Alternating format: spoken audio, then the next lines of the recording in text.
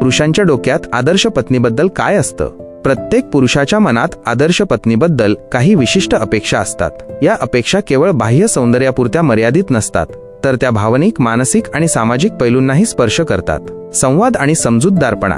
कोणताही पुरुष हेच अपेक्षित ठेवतो की त्याच्या पत्नीने त्याच्या भावना समजून घ्याव्यात. कधी तो थकलेला असेल, गोंधळलेला असेल, त्याच्या डोक्यावर जबाबदाऱ्या असतील, अशा वेळी त्याला वाटतं की त्याची बायको त्याच्याशी शांतपणे बोलेल, त्याचं ऐकून घेईल आणि त्याला समजून घेईल. मोकळा संवाद आणि परस्परांची समजूतदारपणा हे कोणत्याही नात्याचा आधार असतो. साथ आणि आधार.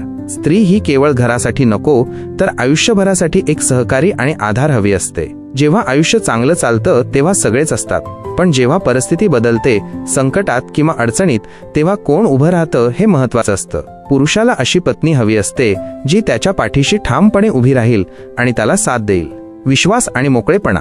नातं मजबूत हवं असेल तर मोकळं वागणं आणि पूर्ण विश्वास ही सगळ्यात मोठी आवश्यकता आहे. पुरुषाला वाटतं ती माझ्यावर विश्वास ठेवते, मी जसा आहे तसाच स्वीकारते, आणि हे जेव्हा असतं तेव्हा नातं खोलवर रुजतं आणि अधिक घट्ट होतं. पारदर्शकता ही नात्यातील महत्त्वाचा घटक आहे.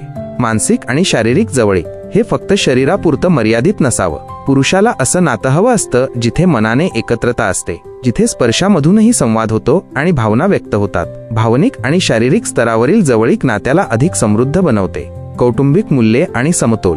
पुरुषांना अशी पत्नी हवी असते जी त्यांच्या आईवडिलांबद्दल आदर बाळगेल, त्यांच्या मुलांना ममत्वाने सांभाळेल आणि घर व करिअर यामध्ये योग्य समतोल साधू शकेल. कौटुंबिक मूल्यांची जाण असणे आणि दोन्ही जबाबदाऱ्यांमध्ये संतुलन साधणे हे आदर्श पत्नीचे महत्त्वाचे गुण मानले जातात. अंतिम विचार. पुरुष फक्त सौंदर्यावर किंवा गोड बोलण्यावर नाही, तर विश्वास, साथ आणि समजूतदारपणा यावर प्रेम करतो. हे गुणच एका नात्याला दीर्घकाळ टिकवून ठेवतात आणि त्याला अधिक अर्थपूर्ण बनवतात.